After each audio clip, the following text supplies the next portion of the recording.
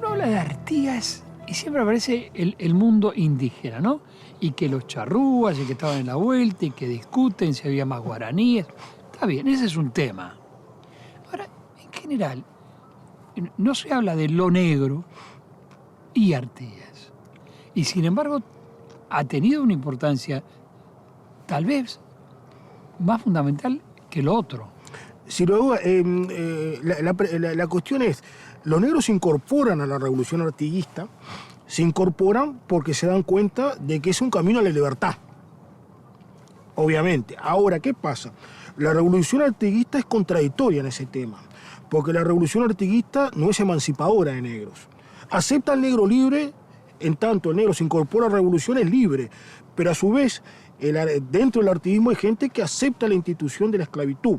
¿Qué quiero decir con esto? Está bien, nos independizamos de España, pues la institución de la esclavitud permanece. ¿No, verdad? Había gente que pensaba eso. Hay ejemplos bastante interesantes en que los negros en ese contexto luchan por su libertad y muchas veces tienen contradicciones con la propia revolución. Por ejemplo, Artigas en un momento de la revolución, un esclavo que había peleado con las fuerzas patriotas que pertenece a García de Zúñiga, sí. ¿No, verdad? Que es hombre que es de la familia, de la familia García de Zúñiga, se escapa y le pide a Artigas protección y Artigas los devuelve a García de Zúñiga, se lo devuelve a la familia. ¿Qué pasa? Porque en ese momento para Artigas lo más importante eran las alianzas políticas. Las alianzas políticas, las alianzas con la familia de García de Zúñiga, que era fundamental para la revolución, es más importante políticamente que liberar a ese esclavo. Pero a su vez, Artigas también libera esclavos y le da la razón muchas veces cuando los esclavos crean litigios en busca de su libertad, Artigas le da la razón.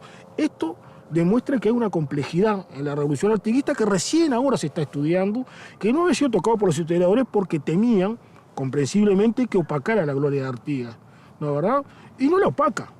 Muestra la contradicción que hay una revolución en que intervienen muchos factores y que no todos los factores son ideales, son lindos, son limpios. La revolución es compleja porque está movida por un montón de fuerzas que son centrífugas que necesariamente se van a producir contradicciones.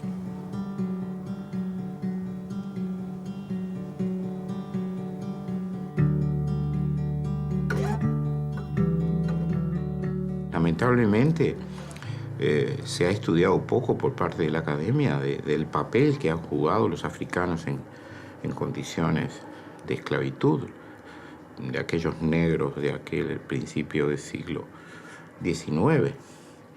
Y yo creo que ahí hay una impronta muy interesante que habla de quién es Artigas y qué pensaba Artigas. En toda la vida de Artigas se ven elementos, está rodeado permanentemente por la cultura africana, por la rebeldía, por las estructuras. En todo momento. ¿Lo vemos en dónde, Lópezito? ¿Lo vemos? ¿Lo puedo decir, Lópezito? Sí, claro. Lo vemos en el Éxodo, donde se construye el ejército oriental, el ejército artiguista. Bueno, ahí tenemos 1.400, 1.500 personas negras que lo acompañan. Los lanceros de Artigas. Lo hace cuando llegó al Paraguay. ¿Pero me estás hablando de esclavos o no? ¿O negros que lo acompañan? El fenómeno de la esclavitud, eso está muy debatido, claro, porque, muy discutido. Y yo creo que muchas veces... Hay historiadores. Y yo no sé si no habrá algún historiador negro que le preocupa la posición de Artigas frente a la esclavitud. O por lo menos que abre un interrogante. Sí, por supuesto. Yo creo que en todos aquellos que hemos estudiado el tema en algún momento nos los preguntamos. Lo que también es cierto es que tenemos que ubicar el pensamiento de Artigas en la época. O sea, no podemos observar un Artigas con el día de hoy, con el Internet de hoy. Tenemos que observar un Artigas que nace y vive y se desarrolla bajo una cultura que tiene ciertos parámetros que era legal. Y aún así él rompe ese criterio. Que los más infelices sean los más privilegiados y pone ahí primero a los negros libertos. Y también él tenía socios, grandes estancieros, patricios que tenían esclavos. Él también tiene que administrar una realidad interna, pero a mí en lo personal no me cabe la menor duda que él tenía una visión antiesclavista.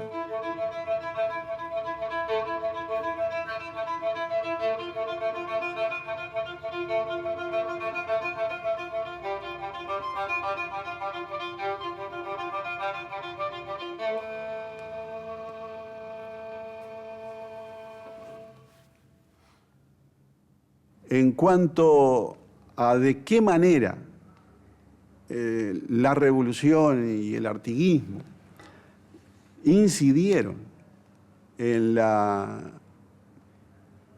suerte y en la desgracia de los esclavos. Bueno, incidieron fuertemente y no del todo en forma feliz, porque tenemos que pensar que incorporándose fundamentalmente al llamado batallón de libertos de las fuerzas sitiadoras, se obtenía la libertad.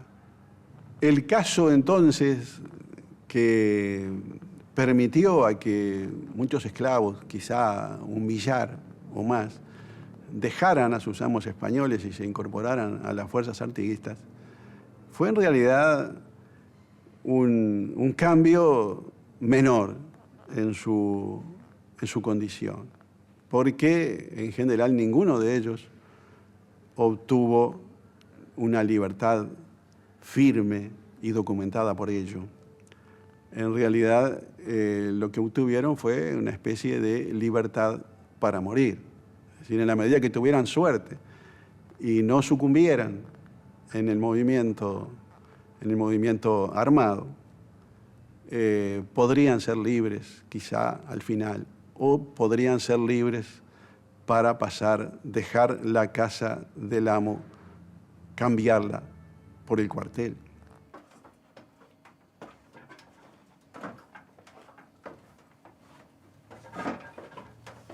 Al pasado hay que mirarlo con la mentalidad de las personas que actúan en el pasado, ¿no es verdad?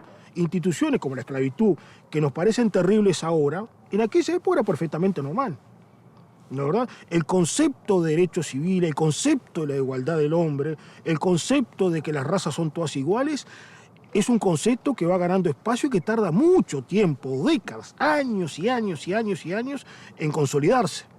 ¿No es verdad? El concepto, la palabra esta afrodescendiente que se usa ahora no existía en aquella época. O sea, era negro, pardo, sambo, indio, y no, hay que aceptarlo que era así.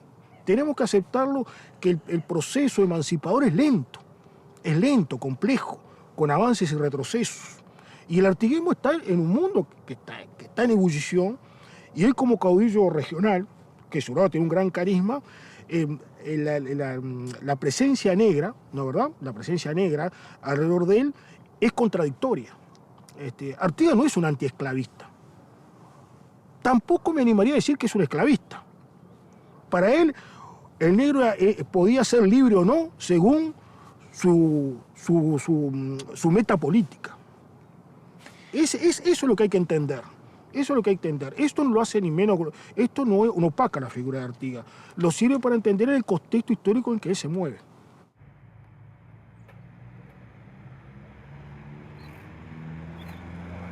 ¿Cómo llegaste tú a Encina? ¿Cuándo aparece Encina en tu vida para después, en base a ese personaje, hacer una novela? Bueno, en parte porque me sorprendió que historiadores muy prestigiosos, digamos Pibel Devoto en los años 60, cuando era ministro de Instrucción, lo que ahora es ser ministro de Educación Pública, encargó un informe a otro historiador muy prestigioso sobre la existencia del personaje Encina, y ese informe concluyó diciendo que hay muchas dudas sobre la existencia real de Encina, y el propio historiador, además de expresar esas dudas, expresa su escepticismo. Por lo tanto, primero, es muy atractivo, pero es más para sociólogos que historiadores, ver la consideración, la construcción que la sociedad uruguaya ha hecho de ese personaje. ¿A qué conclusión llegarías tú, pero como historiador, sobre si hubo una Encina de carne y hueso al lado de Artigas, o es un personaje creado por el cariño de la gente, o vaya a saber por qué? Que yo sepa, la primera mención a Encina es de 1868 o 69, y es una mención que hizo Isidoro de María, que es un gran memorialista del pasado uruguayo, a quien se le señala muchas veces la falta de rigor. En todo caso, me parece que al día de hoy no hay nada concluyente, y que por lo tanto permite básicamente mantener esta actitud de cautela, de reserva. Ojalá aparezcan más documentos. Las cosas que he visto, pero yo estoy alejado del tema, las cosas que he visto en general parecen expresar más voluntad que prueba documental.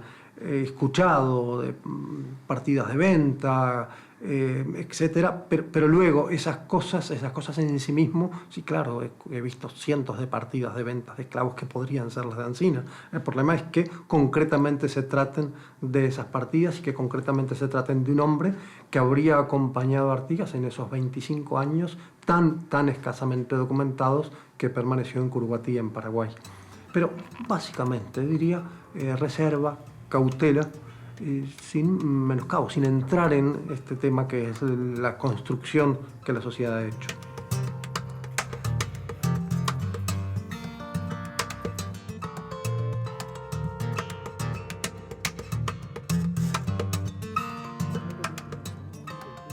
¿Ancina existió realmente, Joaquín Encina? Sí. ¿O no? Yendo a los documentos puros y duros, hay 3 referencias claras que están en el Museo Histórico y en el Archivo Artigas. Una es una carta del propio Artigas, dictada a Monterroso, que habla del tío Lencinas, que le mandó a hacer tareas de espionaje. ¿No es verdad? La carta se la envía a Rivera. Es un documento escrito, hecho por Artigas. Él habla del tío Lencinas, quiere decir, la palabra tío es interesante porque es un término cariñoso, afectuoso, implica que que Ancina era más viejo que Artigas, tenía más edad que Artigas. El segundo documento claro y duro es el testimonio del oficial Cáceres. El oficial Cáceres habla de un Lencina que está en el fogón de Artigas, ¿no es verdad? Él habla de una persona, un negro, que se decía Joaquín Lencina, que está en el fogón artiguista. Es una anécdota que está documentada del oficial patriota, del oficial oriental Cáceres. Y el tercer documento, puro y duro, es del hijo de Artigas, José María Artigas, que es del año 1846, cuando va a visitar al padre. Cuando lo va a buscar. Cuando lo va a buscar. Y Artigas no quiere venir. No quiere venir, que es todo un tema ese. Él le hace un reportaje al Constitucional. Y él habla de una Ancina. O sea que Artigas está con una persona Ancina. ¿Cómo? Esos son los 3 documentos más claros de que existió un Joaquín Lencina, que existió. Eso es así. Ese Ancina, ¿cómo era? Bueno, la documentación histórica muestra un hombre que había tenido una vida un poco azarosa. No se sabe bien cuándo nació. Es posible que haya sido payador y poeta, que haya conocido a Artigas en los yerbatales misioneros. Lo que sí está claro de que Artigas era un hombre de confianza, un hombre de extrema confianza, al grado que le hace hacer tareas de extrema delicadeza. Y sin lugar a dudas, era lo que más resalta la lealtad. Cae con él. Cuando Artigas cae, en desgracia, él cae con él. El escuadrón de negros cae con él. Cae con él y lo acompaña a Paraguay. Por eso los descendientes todavía están allá en Paraguay, están todavía en la comunidad.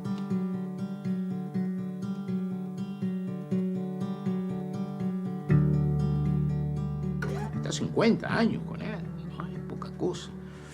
Entonces, de la figura de cebador de mate a una persona que desarrolló toda su capacidad militar con el general, me parece que habla más que un cebador de mate. Inclusive es él el que va a Entre Ríos, es él el que muchas veces anda en aquellas ciudades para tener información, para generar estrategias, es él que funge un poco como, me imagino yo, como un hombre de inteligencia. Además, un negro en aquellos momentos, si bien no pasaba desapercibido, pero está esa soberbia etnocéntrica europea de que nos consideran que no tenemos inteligencia. Entonces, por lo tanto, muchas veces en aquellos lugares pasaba desapercibido.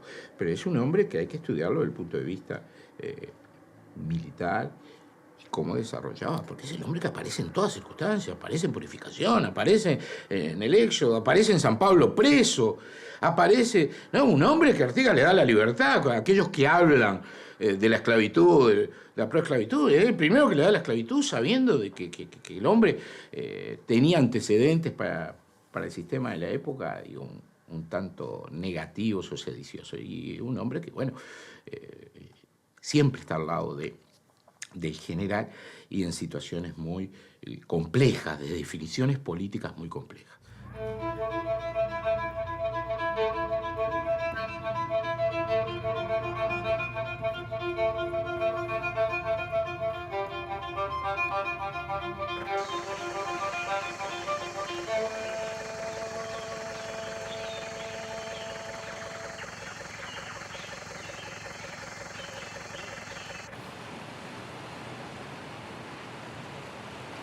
Hay un personaje negro de la época irrealista.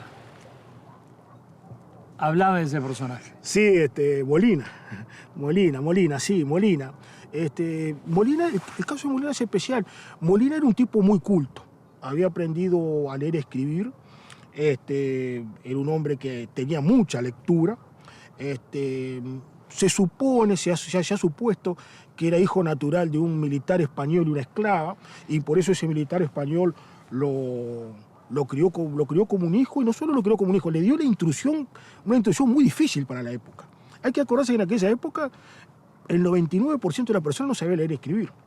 Es un mundo absolutamente bárbaro, y cuando digo bárbaro no lo digo despectivamente.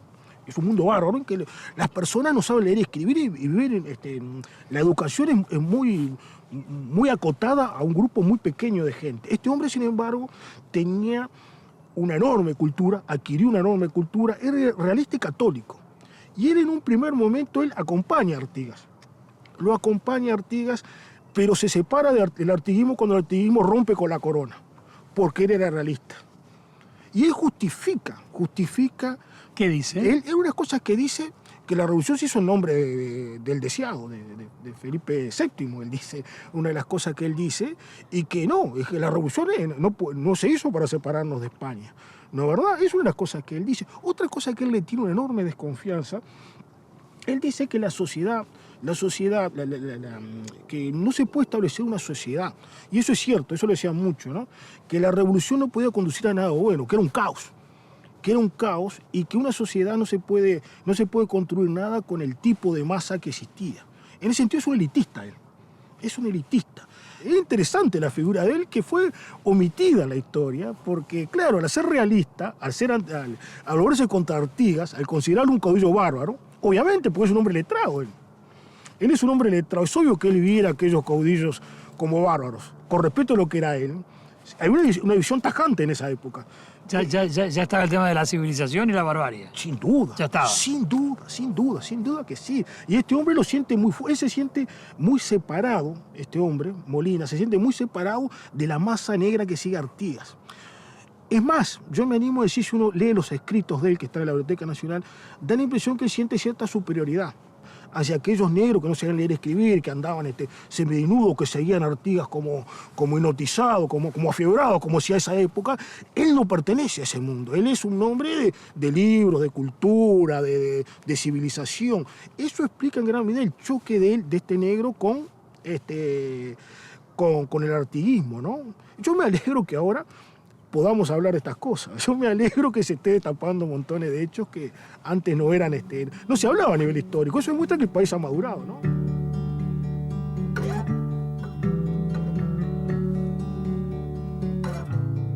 Aquellos que lo hemos estudiado cercanamente, encontramos en él y en los varios autores una dignidad de principios donde él tiene un proyecto federal, y el proyecto federal sabe que si el 30% de las provincias, federadas tenían un contingente de africanos en condición de esclavitud, que él tenía que tratar ese tema. Cuando Artigas plantea su mirada federal, ¿no? Y los más infelices sean los más privilegiados, y tierras para todos, y todo, el legado artiguista sector negro o africano esclavizado de la época es un actor, creo que comienza a aparecer en el Uruguay el concepto de ciudadanía. El concepto de ciudadanía para los negros. Muy primitivo, pero me animo a decir que hay una mirada hacia la ciudadanía. Ciudadanía esta que después no se logra durante el siglo, a mi entender no se logra durante el siglo XIX y muy poco durante el siglo XX. Y creo que hasta el día de hoy tenemos el factor de ciudadanía hacia los afroorientales es un tema muy discutido, en la cual, por supuesto, tengo posición, pero creo que no es el tema para hoy.